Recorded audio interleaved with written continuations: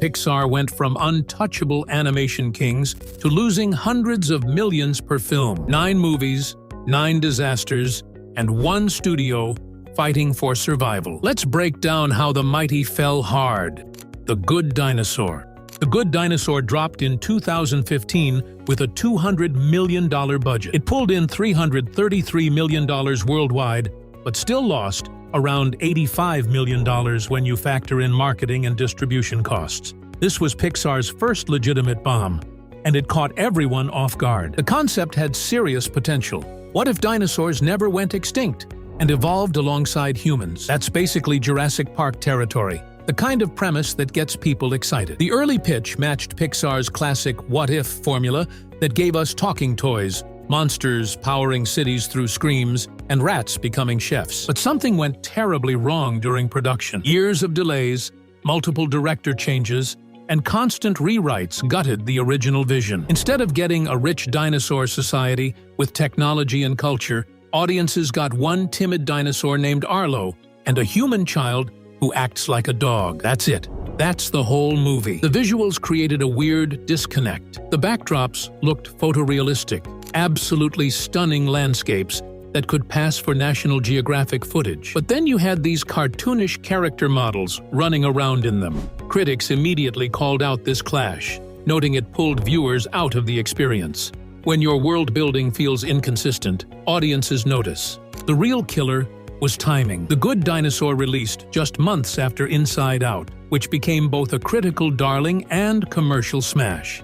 Audiences naturally compared the two films, and The Good Dinosaur came up short every single time. While Inside Out explored complex emotional concepts with brilliant internal logic, The Good Dinosaur felt shallow and underdeveloped.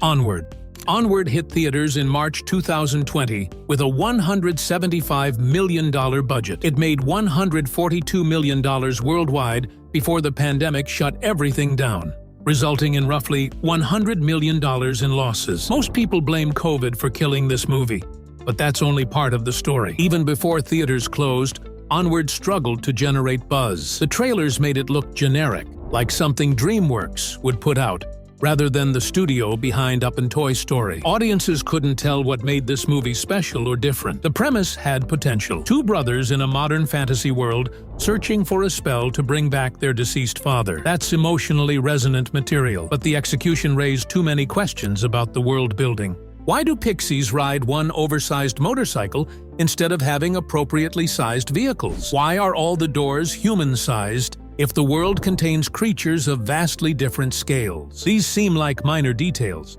but Pixar built its reputation on getting these details right. Monsters, Inc. designed every aspect of its world to make sense within its own logic. Tom Holland and Chris Pratt voiced the leads, bringing Marvel star power to the project. But even their built-in fan bases couldn't save it. Reviews came back lukewarm. Critics used words like fine and okay, which is death for a Pixar movie. People expect Pixar to deliver excellence, not adequacy. The marketing failed to communicate why families needed to see this movie immediately. Without that urgency, audiences decided to wait. And once the pandemic hit, waiting became permanent for most people. Even in an alternate timeline without COVID, Onward likely would have underperformed based on weak pre-release tracking.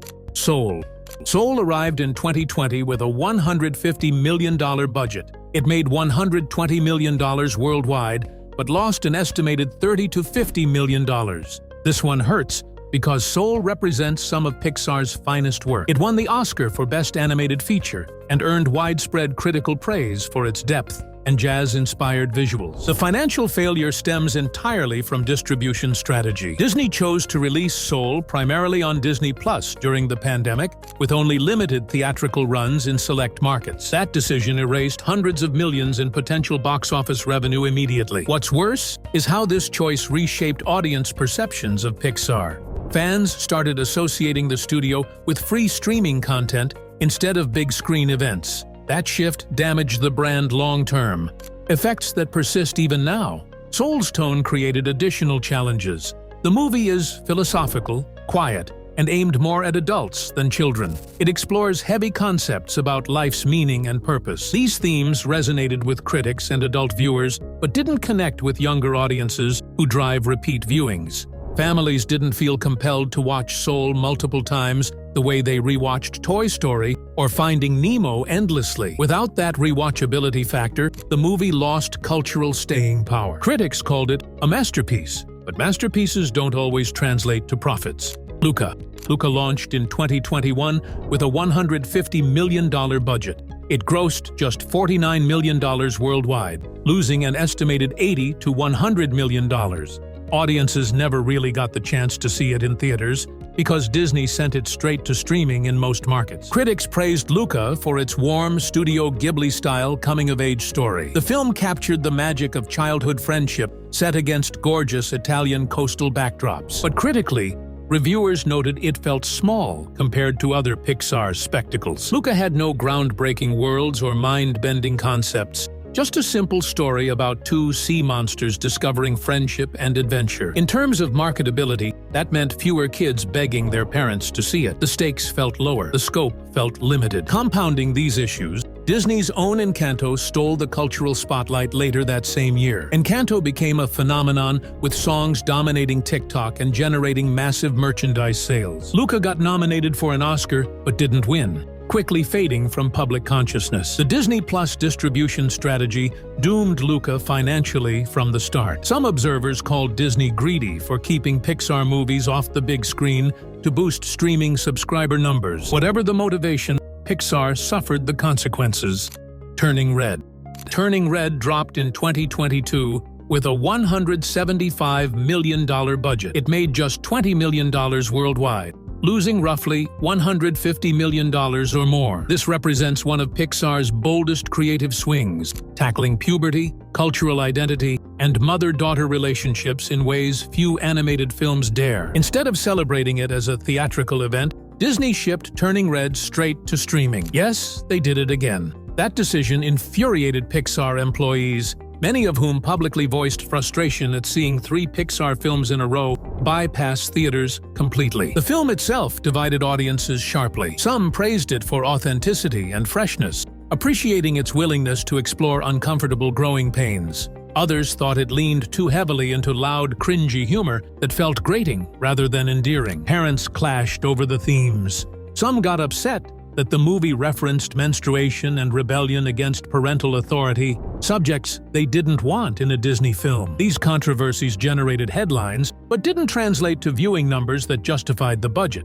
Had Turning Red gone to theaters, it could have sparked important conversations while still making decent money. The animation quality was there, the voice acting was solid, and the story had emotional depth. But streaming release meant another 9-figure loss for Pixar's balance sheet. Lightyear.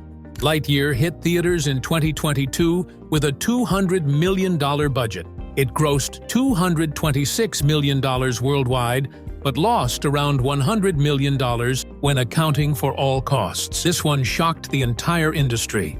How could a Toy Story spin-off featuring Buzz Lightyear possibly flop? The answer comes down to massive brand confusion. Audiences genuinely didn't understand what they were buying tickets for. Was this Buzz Lightyear's origin story? Was it the real movie that the Buzz Lightyear toy was based on? Marketing never clarified this fundamental question. Then, controversies erupted. Backlash over a same-sex kiss scene generated headlines. Debates raged about whether Chris Evans replacing Tim Allen as Buzz's voice was the right call. Reviews came back saying the movie was just fine, neither terrible nor great. Timing killed it further. Lightyear opened against Jurassic World Dominion and got overshadowed by Top Gun Maverick's incredible staying power. Families had no urgency to see Lightyear when they knew it would drop on Disney Plus within weeks. Despite Pixar's hopes, nostalgia for Buzz wasn't enough. The movie proved Pixar could no longer rely on its golden brand name alone. Audiences now demanded quality and originality, not just familiar characters. Elemental, released in 2023, with a $200 million budget. It grossed $495 million worldwide, but still lost an estimated $50 to $100 million. This one had one of Pixar's worst opening weekends ever. Critics gave lukewarm reviews out of Cannes, with some calling it one of Pixar's weakest efforts. Later critics were kinder, but that initial negative buzz poisoned audience perceptions. People weren't sure what the movie was about or why they should care. The premise sounded more like a high-concept indie rom-com than a must-see Pixar blockbuster. A fire girl and water boy falling in love. Cute, but not compelling enough to fight through brutal summer competition.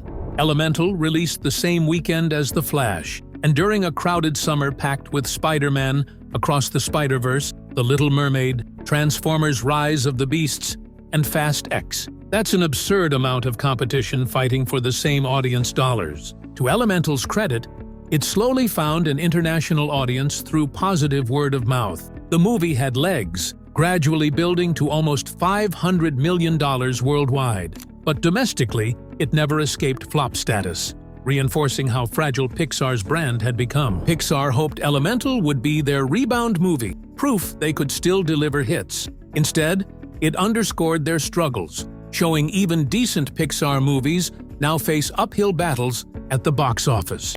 Elio launched in 2025 with a $200 million budget. It grossed $400 million worldwide, but lost an estimated $60 to $100 million.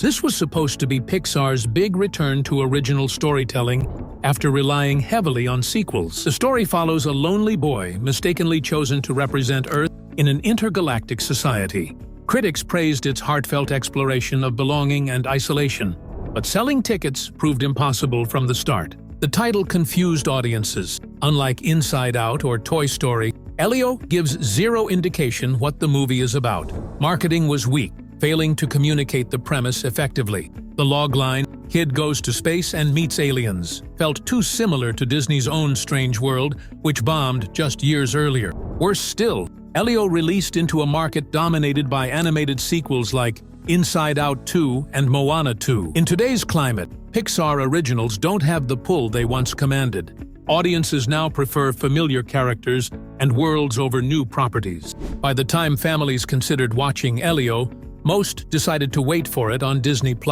That platform has trained audiences to expect Pixar content at home rather than in theaters. Breaking that association requires extraordinary marketing and word of mouth, neither of which Elio generated.